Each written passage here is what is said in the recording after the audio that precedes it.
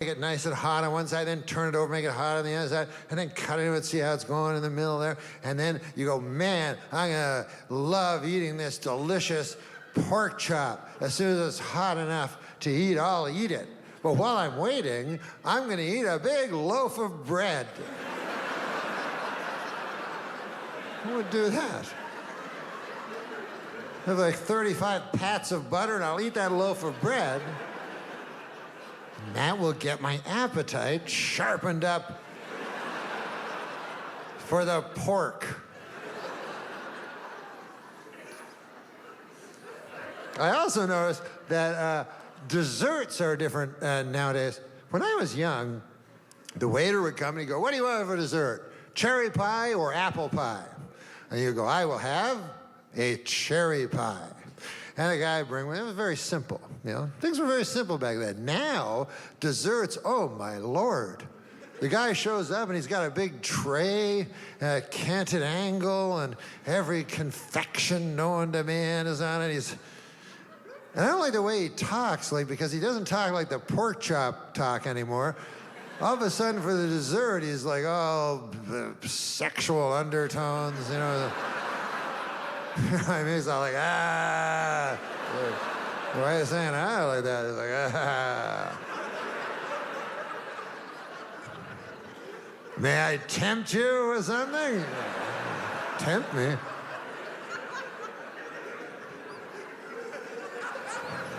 You like decadent things? Well, I don't. I hope you left some room in your belly. Okay, listen. Are we still talking about desserts here? What's going on? I don't want to end up blowing you in the bathroom or something. I don't want to end up blowing the guy in the bathroom. Listen. I can be tricked as much as the next fella, and I don't want to be in the bathroom. Hey, wait a second. Whoa. Hold on here, maestro. I thought we were talking about a butterscotch pudding or something. I don't care much for you, Captain. I'll tell you that right now. I'll continue. I'm a man of my word, but I'll say this. I'll say this, Chief. Were my word, not my bond, then none of this. And I'm doing it reluctantly. I don't know if you noticed that, but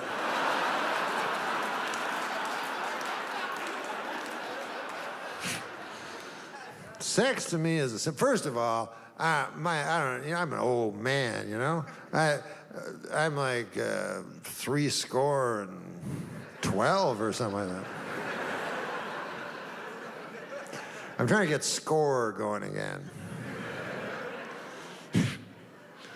I feel that Lincoln, when he thought that up, he thought that was gonna go. You know what I mean? Like his wife was like, "Why don't you just say 87?" He's like, "Why don't you shut the fuck up?" Last I checked, I was the orator in the family, and you were the fucking insane lady. I say 4-7, believe me. Score is gonna catch on big time. But it never did.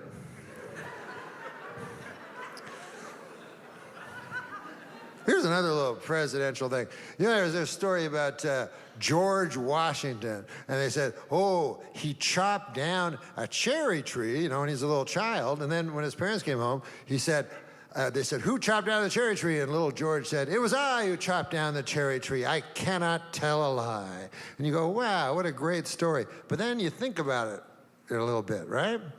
Imagine if you drove home to your house, right?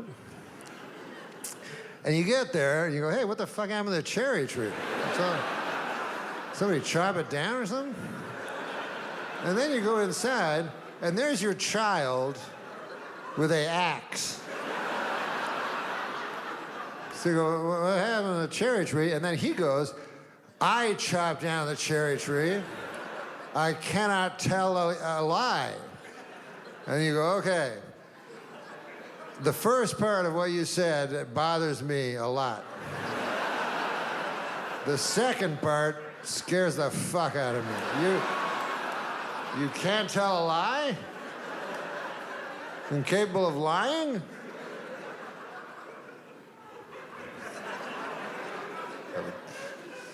That would scare me. No, I live in LA. Everybody go to parties in LA, and I go too, but I'm no good at them. Here's my problem. I have no opinions. You know how people have opinions? I don't got none. I like political and stuff. Sometimes before I go to a party, I'll just turn on the TV, and whatever that guy said, I'll say that.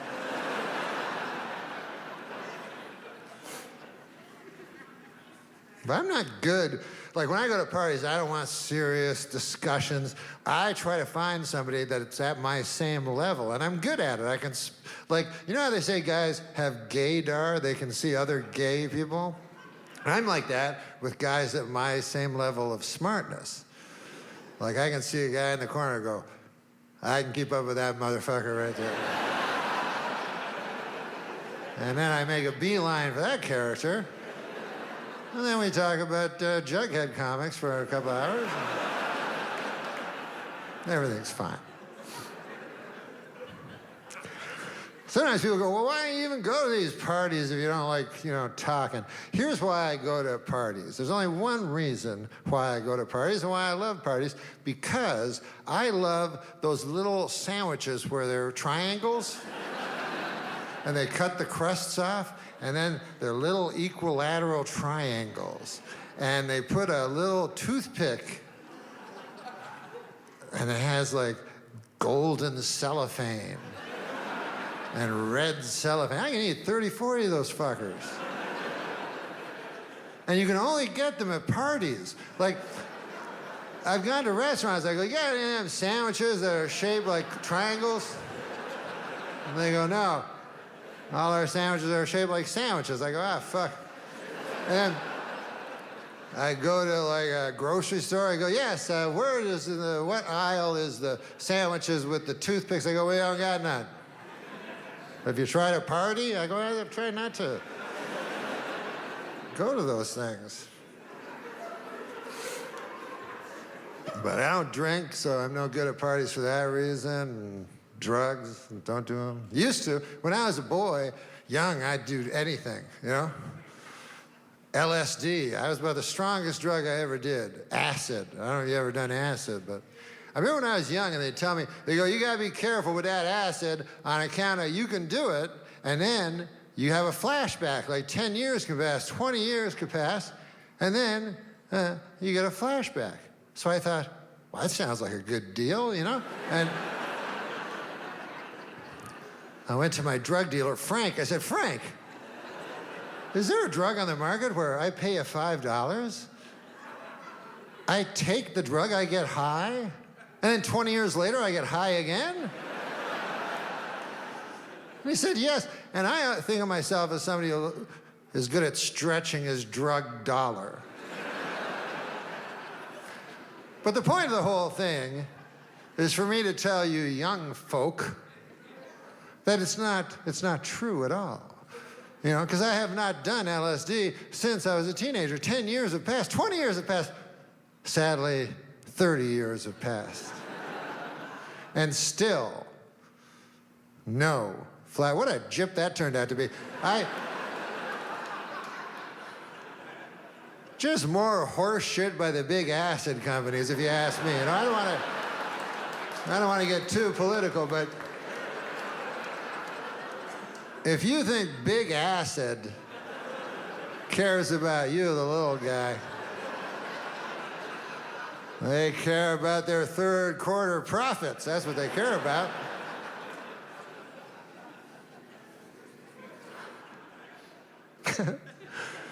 My friend is a vegetarian, and you ever been wrong and you suddenly realize, because all her arguments are right about vegetarianism. Like, she'll go like, how can you kill an animal where you can get the same from the grass of the field? It makes no sense.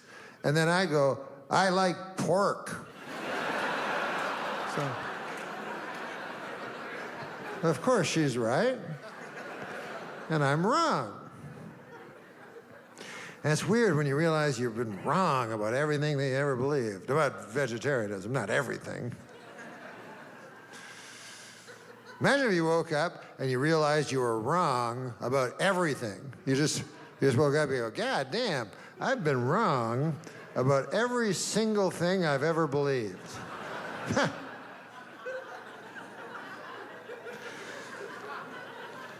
Then it's time to go down to the rope store, in my opinion, because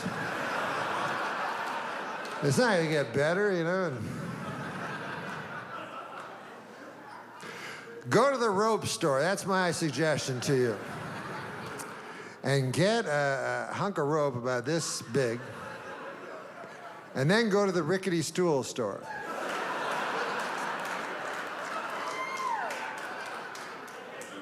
And listen, it's no coincidence that the rope store and the rickety stool store are always right beside each other, right?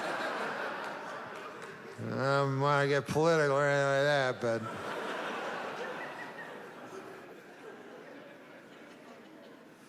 You know what I mean? People commit suicide, people go, I don't understand why. And I go, you don't?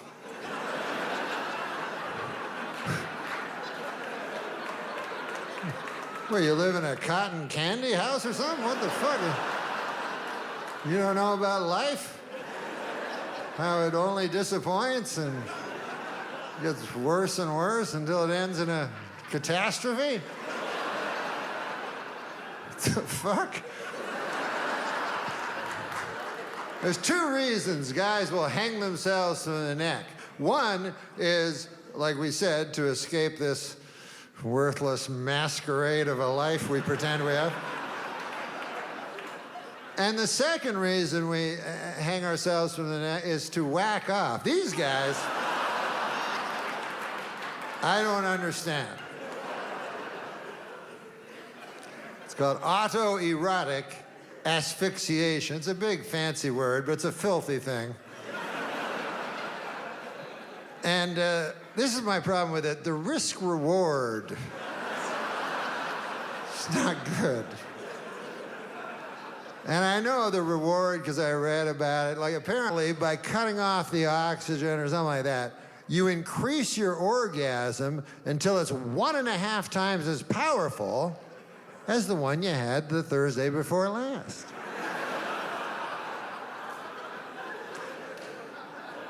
But is that really that important? I mean, we have a lot of things in this country. It's, you know, it's raining in the forest. There's all kinds of shit we have to think about. Let alone whacking off, that's our big problem.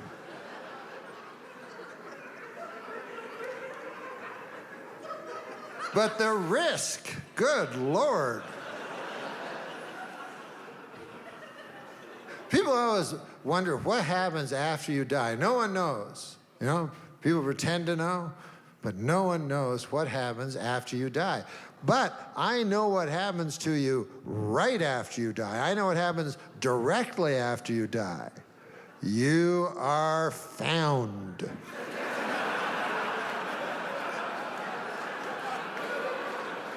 And this is where it gets tricky. And it's always by a loved one, you know? And you don't want your son walking in going, ah, what the fuck? The fuck is Dad? What cat? Huh? And that's how you'll be remembered forever, you know? Doesn't matter what else you accomplish in life. See, people are under the misapprehension that their life is like a motion picture that will be remembered as such, but it's not. It's just a photograph, you know, a still photograph. And that's unfortunately how it is. But, you know, like if you think your son will remember you as, I remember my dad took me to Disneyland in the blistering heat, and by God, he stood in line to get Mickey Mouse's autograph. It took him 2 hours. It was for me. He knew it wasn't the real Mickey Mouse. He had to have. He was an unemployed college kid. And yet he stayed for me. Ha, Dad. He had 2 jobs, you know, to put food on my plate and my brother's and my mom's. 2 jobs. And I remember one time, I'll never forget it, he came home late at night and I was in bed.